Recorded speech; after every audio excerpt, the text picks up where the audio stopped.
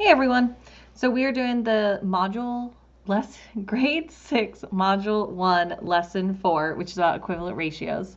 And it's problem solving with ratios. So to start classwork, exercise 1 or example 1 says the morning announcement said that 2, I'm going to circle that, out of every 7 6th grade student in the school has an overdue library book. Jasmine said that would mean 24 of us have overdue books. Grace argued, no way, that is too high. How can you determine who is right? So they're saying 2 out of 7, so I'm thinking what ratio would that be? 2 to 7. And then she's saying 24 of us have overdue books. So looking at the 2 and the 7, which ones have overdue? 2. You can write this a couple of different ways. They are doing it like this. So you might see this in future lessons where you'd say 24 out of, but here's the problem. We don't know how many total students there are. They never say. So you could write them side by side, and how they're looking at it is doing this. So 2 to 24. How are you going from 2 to 24? If you're keeping them equivalent, remember we have to use the same factor when we're multiplying. So I'm thinking 2 times what gets you to 24? Well, 2 times 12. So to figure out how many total students there are, if it was an equivalent ratio, it should also be times 12. 7 times 12 would be 84. You could show it just like this. I learned when I was doing ratios, I showed it like this, so I might kind of flip back and forth, but 2/7, I'm seeing if the 24, I'm just kind of lining it up. If these are equivalent, we should be able to do times 12. 2 times 12 is 24. And if it's equivalent, this should also be times 12. 7 times 12 is 84. So the question, how can you determine who's right? Unfortunately, we can't know who's right unless we know how many students there are. If there are 84 total students, then the student would be right. Jasmine would be right. All right, so keep in mind, you might see it one of these two ways. The second part says exercise 1. Decide whether or not each of the following pairs of a ratio is equivalent. So are these equivalent? If the ratio is not equivalent, find a ratio that is equivalent to the first ratio. If the ratios are equivalent, identify the non-zero number, C, that could be used to multiply each number of the first ratio by in order to get the number for the second. So it's basically identify, let's say, what was used to multiply each number. That's basically what it's saying. So in other words, the 12 up here, that's what they want to know. So if these are equivalent, what would you multiply by? So looking at the first one, let's use kind of how they want it to be set up. So we're looking at 6 to 11, and is that equivalent to 42 to 88? So the 6 and the 42 are in the same position. It's our first number in the ratio. How would I go from a 6 to a 42? Well, I would multiply by 7. 6 times 7 is 42. Would that same thing work here? 11 times 7, is that 88? No, it is not 88. So are these two ratios equivalent? No. No, an equivalent ratio would be, so if it actually was a 7 that we should have been multiplying by to keep it equivalent, what should this number be instead of 88? 11 times 7, that should be 77. I guess it wants an equivalent ratio would be, let me rewrite that, 42 to 77. There we go. All right, looking at the second one, B. Going from 0 to 5, and seeing is that equivalent to 0 to 20. So here is the first part. The zeros are in the same place, and the 5 and the 20 are in the same place. This one's a little tricky because 0 to 0, what number could I multiply this 0 by to get 0?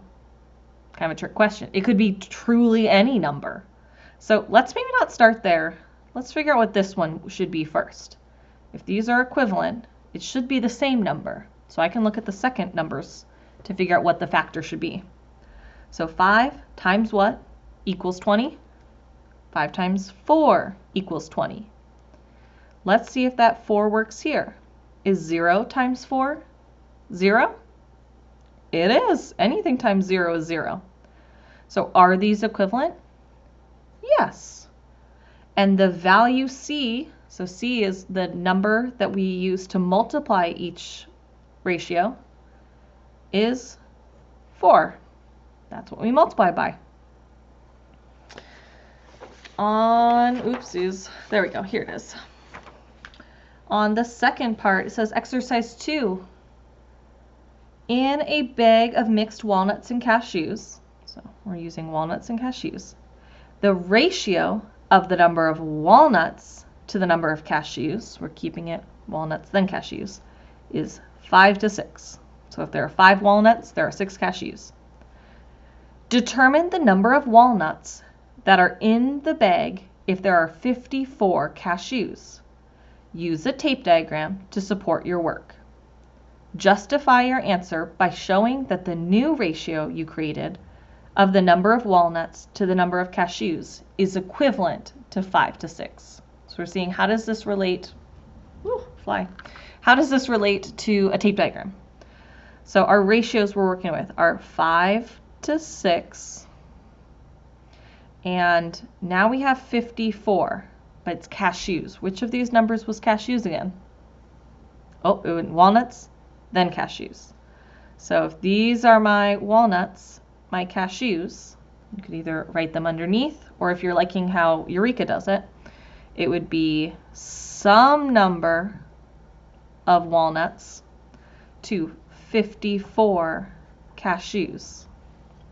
I'm just using little letters to show you which one's which.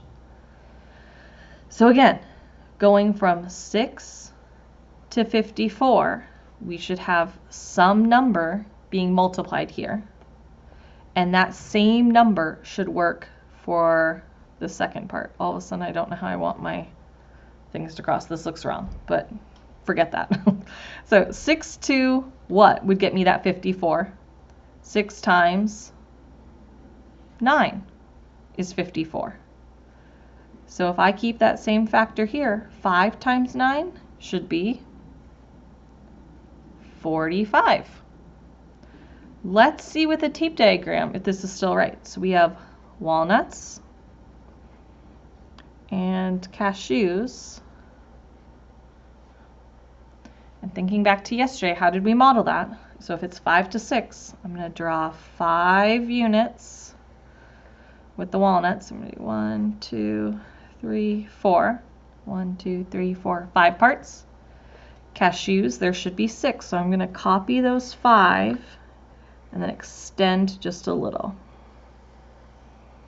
Copy the 5. So 1, 2, 3, 4, 5, and that would be my 6th.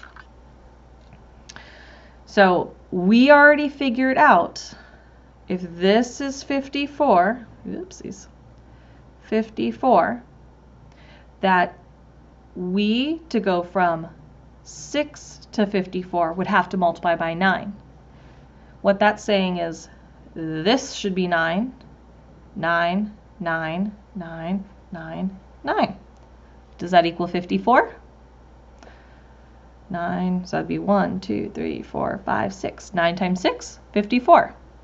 If these units are all worth 9, what would the walnuts be?